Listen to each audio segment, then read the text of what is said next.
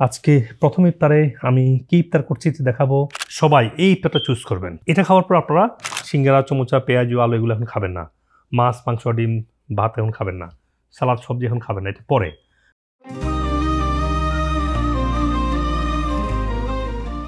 আসসালামু আলাইকুম ওয়া রাহমাতুল্লাহি ওয়া বারাকাতুহু। সুপ্রিয় ভাই বোনেরা, আজকে প্রথম ইফতারে আমি কি ইফতার করছি দেখাবো এবং আপনাদের যাদের বিভিন্ন স্বাস্থ্য সমস্যা আছে, কোন স্বাস্থ্য সমস্যার জন্য কোন ইফতারটা করবেন সেটা আপনাকে আমি স্টেপ বাই স্টেপ এবং ইফতারের বিভিন্ন টাইপ দেখিয়ে আপনাদেরকে আমি বুঝিয়ে বলবো।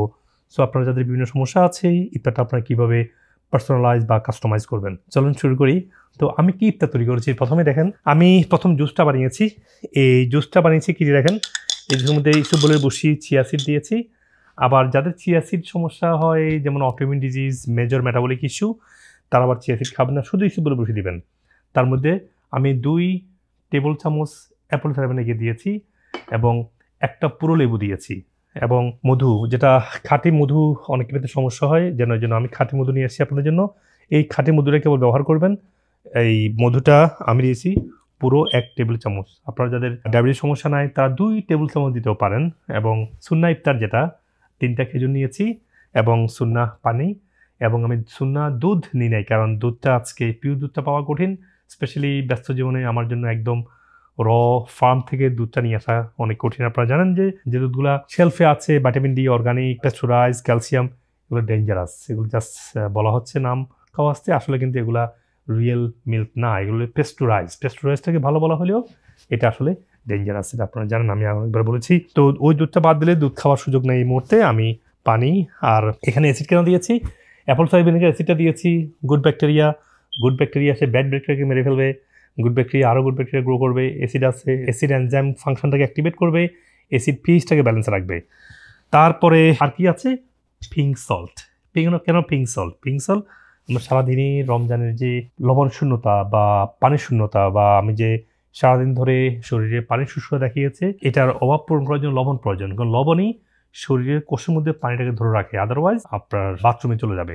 তো আপনার এটা খেয়াল রাখতে হবে যে লবণ শূন্যতা, পানি শূন্যতা দুটোর জন্য লবণ পানি দুটো লাগবে। মধু দিয়েছি, কুইকলি লট অফ নিউট্রিশন পেয়ে যাবেন মধুর। এবং ডেটসের মধ্যে পুষ্টির বা সবগুলো উপাদান মানুষের যা প্রয়োজন বলতে পারেন আপনি, প্রোটিন, ফ্যাটি অ্যাসিড, তারপর মিনারেল, ফাইবার, এনজাইম, যা প্রয়োজন সবই আপনি একসাথে লোড করা একসাথে পাবেন দুটার মধ্যে। তো বাদাম রাখতে পারতাম, বাদাম আমি রাখি না ইউজুয়ালি। এই হচ্ছে আপনার ইফতার। আর ফ্রুটসের মধ্যে আপনি একসাথে ডিফারেন্ট কালারফুল ফ্রুটস রাখতে পারেন। আপনি আপেল, অরেঞ্জ, ম্যাঙ্গো রাখতে পারেন, বাট আমি আজকে রেখেছি পাইনঅ্যাপেল, স্ট্রবেরি এবং ব্লুবেরি। তাহলে ফ্রুটসটার মধ্যে প্রচুর ভিটামিন পেয়ে যাচ্ছি আমি একসাথে, মিনারেল, তার মধ্যে কিছু ফ্যাটি অ্যাসিডও আছে, কিছু ওমেগাও আছে। তো এই মোস্টলি হচ্ছে মিনারেল এবং ভিটামিন হচ্ছে, এবং এনজাইম হচ্ছে, এবং মাইক্রোনিউট্রিয়েন্টের আদার হচ্ছে আমার ফ্রুটস, তারপরে ডেটস, তারপরে হচ্ছে যে আপনার আমার মধু, তারপরে আমার ফাইবার এবং অ্যাসিড। এই হচ্ছে আমার কম্বাইন্ড আমার ইফতার আজকে, এবং বাকিগুলোতে আমি এখন যাব না। যদি কারো পরিবারে কেউ যদি অ্যাপল সাইডার ভিনেগার খেতে না চায়, সেজন্য আমি অ্যাপল সাইডার ভিনেগার বানিয়েছি ক্যান্ডি আকারে।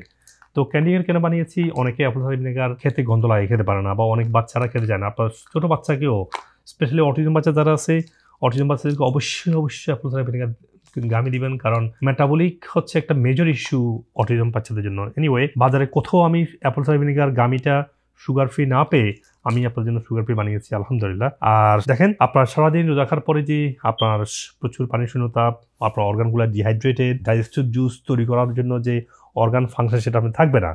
তো সেই জন্য আপনি যদি শুরুতে যদি মাংস, মাছ, সালাদ, সবজি, একেবারে সিঙ্গারা, চমচা, আলু, পেঁয়াজ, বেগুনি খাওয়া শুরু করেন, that's put you in the of situation for digestion problem, weight gain, so many issue তৈরি হবে।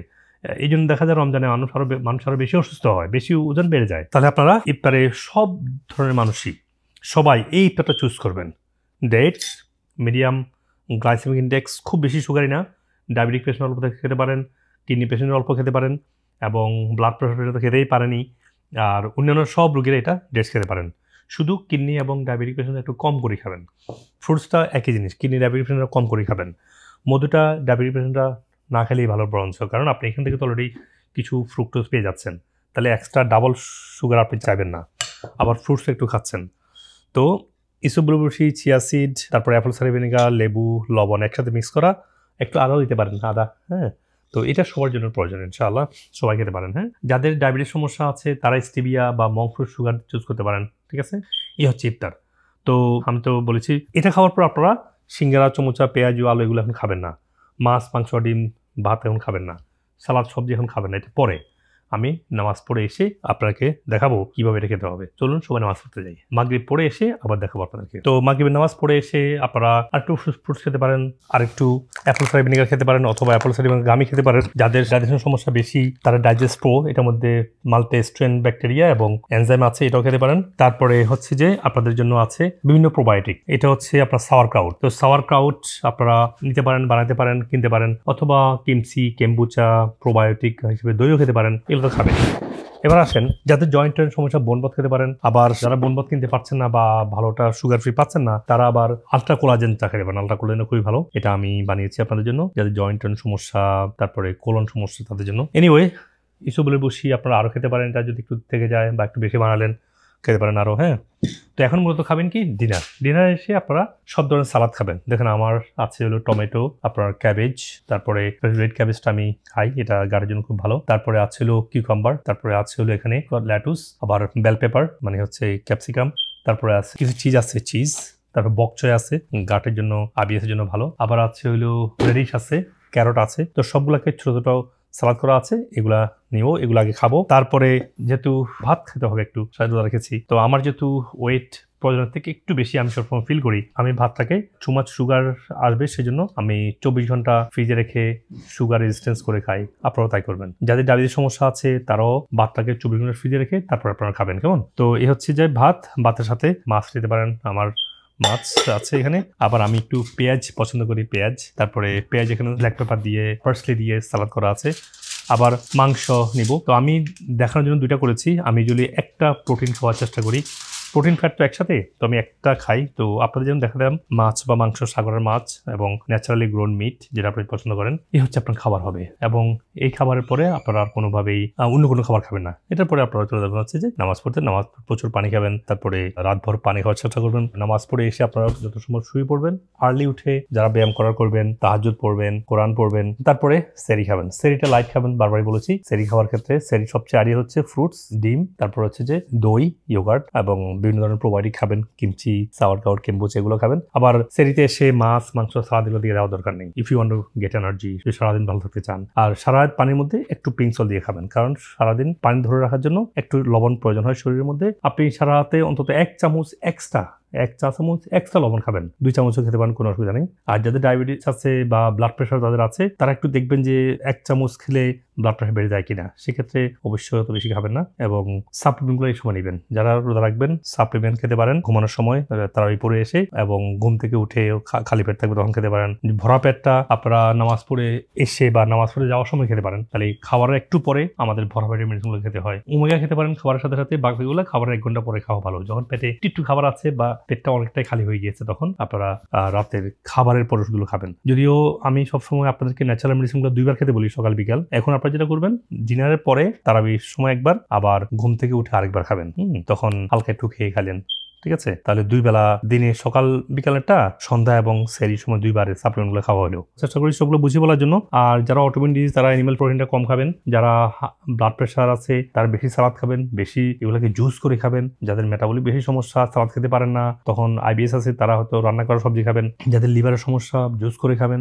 ডিপেন্ড করছে কোনগুলা, সালাদগুলো কিভাবে খাবেন। হ্যাঁ, আর ফ্রুটস রমজানের সময় সবাই খেতে পারেন, একটু অল্প খাবেন। যদি মেটাবলিক ইস্যু বা বেশি ডায়াবেটিস থাকে সেক্ষেত্রে ফ্রুটসটাকে কম খাবেন। মেটাবলিকের ফ্রুটসের সমস্যা হয় না, কারো সমস্যা হয়, সমস্যা হয় খাবেন না। তো আশা করি বুঝতে পেরেছেন বিভিন্ন ক্ষেত্রে কিভাবে দেখবেন। সবাইকে রমাদান করিমের শুভেচ্ছা। চেষ্টা করবো যেটুকু প্রসঙ্গ আসে আপনাদের সাথে শেয়ার করার জন্য, ইনশাআল্লাহ। আসসালামু আলাইকুম রহমতুল্লাহ। আপনি যদি আমার ভিডিওগুলো লাইক করে থাকেন, সবার সাথে শেয়ার করবেন এবং কমেন্ট সেকশনে আপনার প্রশ্ন এবং শারীরিক সমস্যাগুলো লিখবেন। আমি যত দ্রুত সম্ভব উত্তর দেওয়ার চেষ্টা করবো, ইনশাআল্লাহ। আর যদি আপনার ডক্টর কনসালটেশন প্রয়োজন হয়, আমাদের নিউ ইয়র্ক, লন্ডন, বাংলাদেশ সহ যে কোনো ব্রাঞ্চে আসতে পারেন।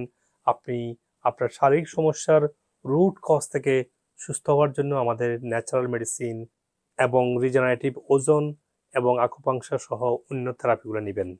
আর আপনি পৃথিবীর যে কোনো প্রান্ত থেকেই ভার্চুয়ালি অনলাইনের মাধ্যমে ডাক্তারের সাথে শিডিউল করে ডাক্তার দেখাতে পারবেন।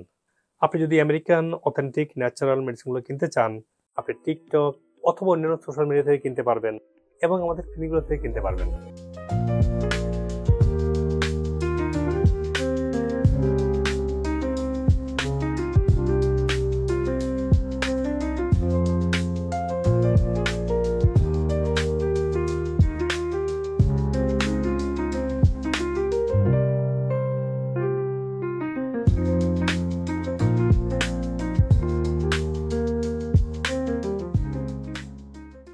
Thank you. আসসালাম।